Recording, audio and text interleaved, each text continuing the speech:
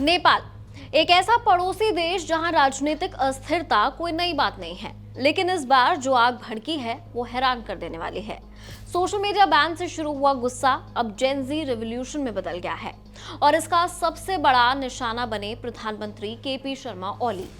आखिर क्या है नेपाल में चल रहा ये उथल पुथल का मामला, आइए जानते हैं विस्तार से। हाय, मेरा नाम है सृष्टि, आप देख रहे हैं एबीपी लाइव। काठमांडू की सड़कों पर गुस्से का समंदर उमड़ आया है।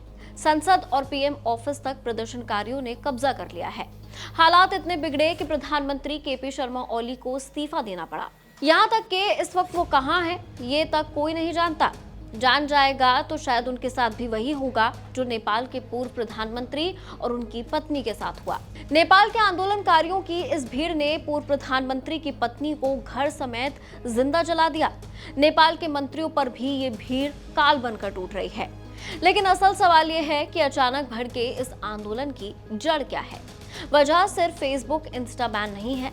असली मुद्दे हैं भाई भतीजावाद, भ्रष्टाचार, बेरोजगारी और बड़े पैमाने पर पलायन। यही गुस्सा अब सड़कों पर हिंसा बनकर फूट पड़ा है।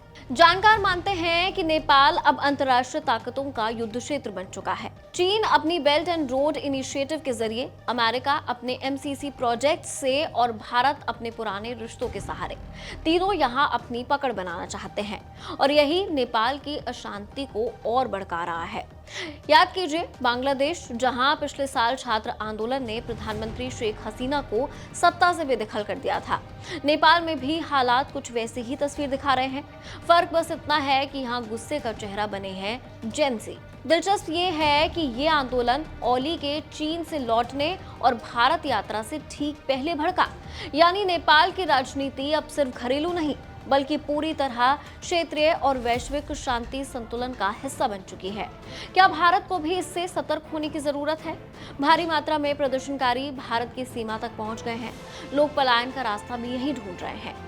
तो क्या नेपाल का ये जेन ज़ी रिवॉल्यूशन बांग्लादेश की तरह सत्ता परिवर्तन के बाद थम जाएगा? क्या बाहरी ताकतें इस आंदोलन का असली चेहरा हैं? इतना तय है कि भारत के लिए ये घटनाक्रम बेहद अहम है, क्योंकि अस्थिर नेपाल सीधे सीधे भारत की सुरक्षा और राजनीति को प्रभावित करता है।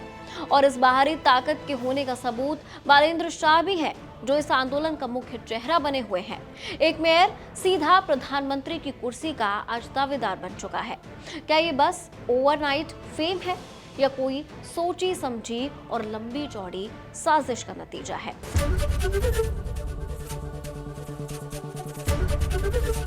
एबीपी गंगा, खबर आपकी, जुबान आपकी।